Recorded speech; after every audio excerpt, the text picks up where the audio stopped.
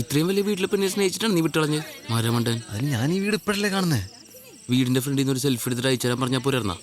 അവളെ തിരികെ പറഞ്ഞാൽ എന്ത് ചെയ്യും? ഓ ശരിയാണ്. ഡയലോഗ് അടിക്കല്ലേ. എന്നാ വരിക? ഗിഫ്റ്റ് ഒക്കെ ഞങ്ങൾ പൊട്ടിച്ചു തുടങ്ങിട്ടോ.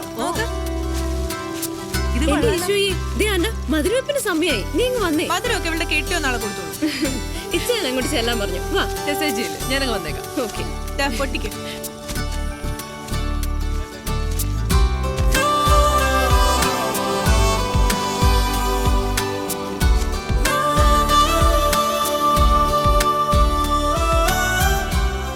ഹലോ നമസ്തേ.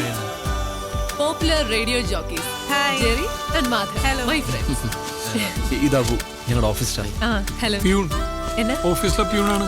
പക്ഷെ ശമ്പളം കൂടി എനിക്ക് ഇവരെക്കാളും അല്ലേ. Photo thank you. ഇപ്പൊ തന്നെ പൊട്ടിക്കാലോ. പൊട്ടിക്കാൻ പോലെ ഗിഫ്റ്റ് ഒക്കെ അങ്ങനെ പൊട്ടിക്കാൻ പറഞ്ഞു. അടുത്ത ഫ്രണ്ട്സ് വരുന്ന ഗിഫ്റ്റ് അപ്പൊ തന്നെ പൊട്ടിച്ചു നോക്കണ്ടേ? പിന്നല്ലാതെ എന്തെങ്കിലും കുഴപ്പമുണ്ടോ?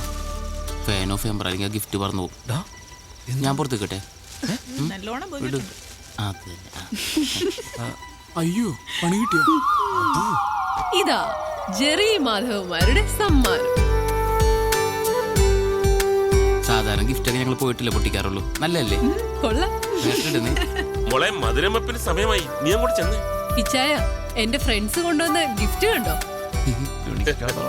ഇവളുടെ ഒരു കാര്യം എടി, മുട്ടുസൂചിയാണെങ്കിലും സമ്മാനം സമ്മാനം തന്നെ. ഇവര് ഹലോ ഫാമിലി ആർജേസാ. Jerry, Madhav. Hello Abu. Hello. ഇതെന്റെ ഇച്ചായ ടോമി ചായ, യുഎസിലാ. ഞങ്ങള് ഏറ്റവും അടുത്ത ആളുകൾ കൂടി ഇപ്പോ ഗിഫ്റ്റ്സിലധികം സ്പെൻഡ് ചെയ്യുന്നില്ല. ഹലോ എഫ് ഒരു ക്യാമ്പയിൻ നടത്തുന്നുണ്ട്. ഒരു ആമിനക്കുട്ടി, അതിന് ഹാർട്ട് സർജറിക്ക് വേണ്ടി ഞങ്ങൾ പരമാവധി അതിലേക്ക് കോൺട്രിബ്യൂട്ട് ചെയ്യാം. ആണോ? വളരെ നല്ല കാര്യം. എന്നാൽ ഞങ്ങളും തരുന്ന ഒരു ചെറിയ കോൺട്രിബ്യൂഷൻ. കൈയോടെ ചെക്ക് കൊടുത്തേ. ഇവിടെയും ചെക്ക്. പപ്പു വന്നു. ഓ അവര് വന്നു കേട്ടോ. അല്ല, ആരെയാ അപ്പു? അപ്പു അല്ല, പപ്പു, എന്റെ കല്യാണച്ചക്കന. നല്ല കലക്കം പേരാട്ടോ. ഇനീഷ്യൽ ഉണ്ടോ?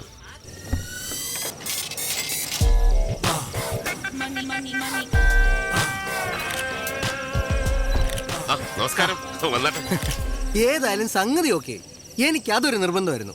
എന്നതാ ഈ നെക്ലസ് ഇട്ട് വേണം എന്റെ വുഡ്ബി നാളെ പള്ളിയിലെത്താൻ.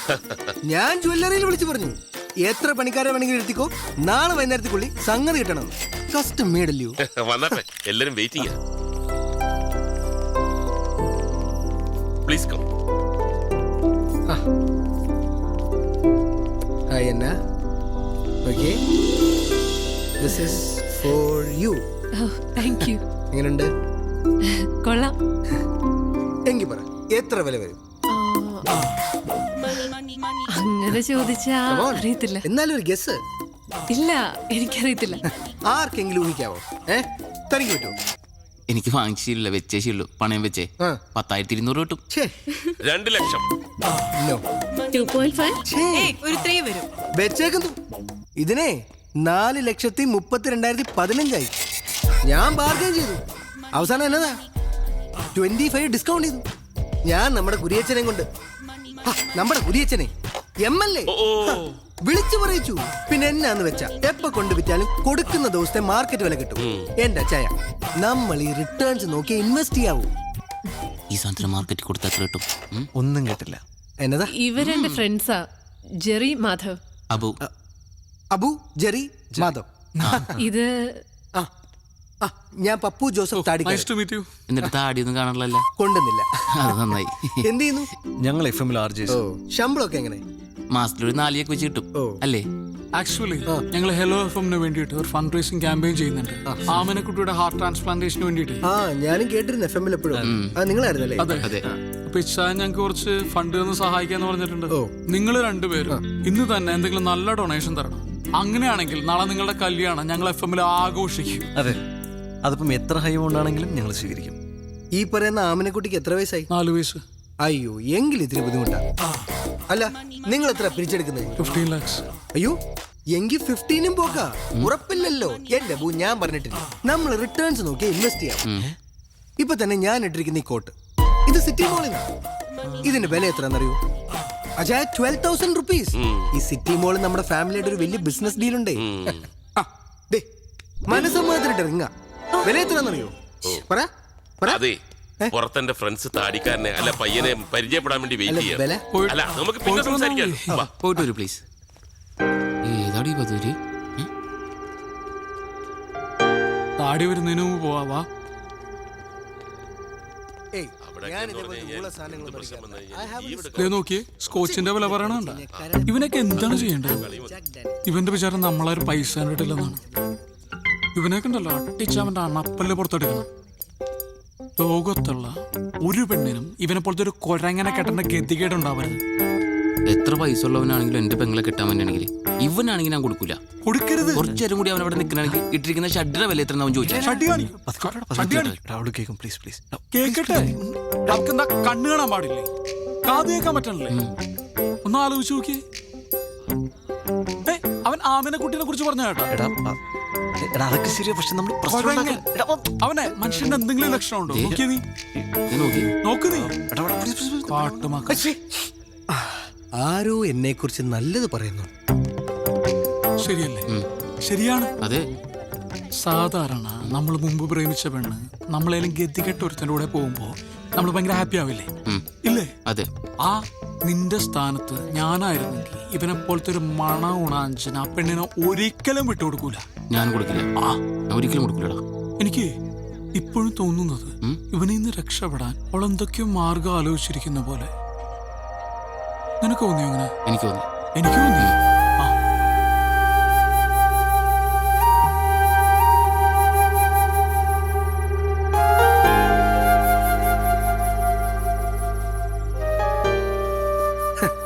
നമ്മുടെ കുമിളിയിലെ പ്ലാന്റർ തോമാച്ചായന്റെ മോളുടെ പ്രപ്പോസൽ വന്നിങ്ങനെ ബ്രിമ്മി നിൽക്കുമ്പോഴാ നമ്മുടെ ഈ അന്നക്കൊച്ചിന്റെ ആലോചന എനിക്ക് വരുന്നത്. തോമാച്ചായന്റെ ഒരു ബാക്ക്ഗ്രൗണ്ട് അറിയാമേ?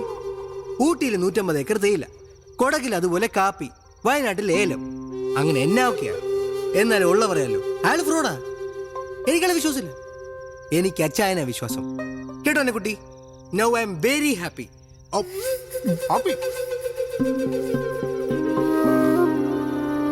അന്ന ഒന്ന് വരൂ.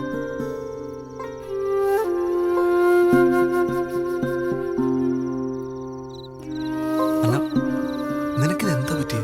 എനിക്കെന്ത് പറ്റാൻ? എടിയ താടിക്കാരൻ കിഴങ്ങന്റെ ക്യാരക്ടറും മനസ്സിലാക്കിയിട്ടാണ് നീ കല്യാണം സമ്മതിച്ചത്. അതോ നിന്നെ ആരെങ്കിലും പെടുത്തിയതാണ് അയാളുടെ സ്വത്തും പണമോ കണ്ടിട്ട്? ജെറി എന്തൊക്കെയാ പറയുന്നേ?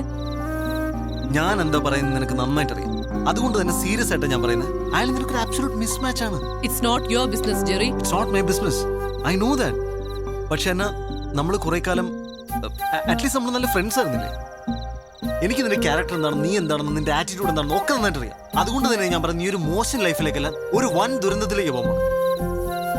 പിന്നെ ഇതെല്ലാം കൂടെ വെച്ച് നോക്കുമ്പോൾ എനിക്ക് മനസ്സിലായി എന്താ അറിയും, നിന്റെ ഇച്ഛായനം പെട്ടിരിക്കുക. ഇത് നിന്റെ ലൈഫാണ്. നിനക്കിഷ്ടമുള്ള നിന്നെ മനസ്സിലാക്കുന്ന ഒരാളുടെ കൂടെ അല്ലേ നീ ജീവിക്കണ്ടേ? പിന്നെന്തിനാ അന്ന് പിരിഞ്ഞ്? അത് ഒന്നിക്കാൻ, ഇവിടെ ഇങ്ങനൊരു സാഹചര്യത്തിൽ ഒന്നിക്കാൻ, ആ പെരട്ട താടിക്കാരനെയും നിന്നെ രക്ഷിക്കാം. അന്ന ഇതിന്റെ കോൺസിക്വൻസസ് ഒന്നും ഞാൻ ആലോചിച്ചിട്ടില്ല. നീ എന്നോട് വരുമോന്നല്ല, നീ പറഞ്ഞു.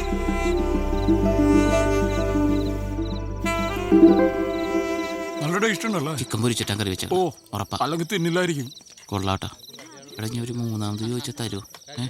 നെയ്മീൻ ഫ്രൈ തീർന്നിട്ടാ. ഇനി എന്നോട് ചോദിക്കാൻ പറയാൻ നിൽക്കരുത്. വെജ് കുടിക്കാത്ത. ഓ നീ കഴിക്കണല്ലേ? കഴിക്കടാ. നല്ല ചിക്കനാണ് ട്ടാ. നിനക്ക് ഫ്രൈഡ് റൈസ് ഇഷ്ടമില്ലേ? എടാ അവള് വരാൻ സമ്മതിച്ചു. ആര്? അന്ന വരാൻ സമ്മതിച്ചു. ഇങ്ങോട്ട് ഓടാ. തമാശയാണോ? അവളെന്റെ കൂടെ വരാൻ സമ്മതിച്ചു. അത് അടിക്കാനുണ്ടോ കൂടെ? നീ ഒരു മേൽ തമാശ കളിക്കരുത്. അവളെന്റെ കൂടെ വരാൻ സമ്മതിച്ചു. നീയൊക്കെ കൂടെ മൂപ്പിച്ചിട്ടാണ് ഞാൻ അവളെ പോയി വിളിച്ചത്. അവളിപ്പോ എന്റെ കൂടെ വരാന്ന് പറഞ്ഞിരിക്കുക. ഞങ്ങൾ വെറുതെ ലോകതത്വം പറഞ്ഞല്ലേ, നീ സീരിയസ് ആയിട്ടാ? ലോകതത്വം ഇതുമാതിരി പൂക്കൃത്തരം കാണിക്കരുത്. മര്യാദയ്ക്ക് എന്റെ കൂടെ വന്നു ഞാൻ പോയി വിളിച്ചോണ്ട് വരാൻ പോകും. ഈ കേരളത്തിൽ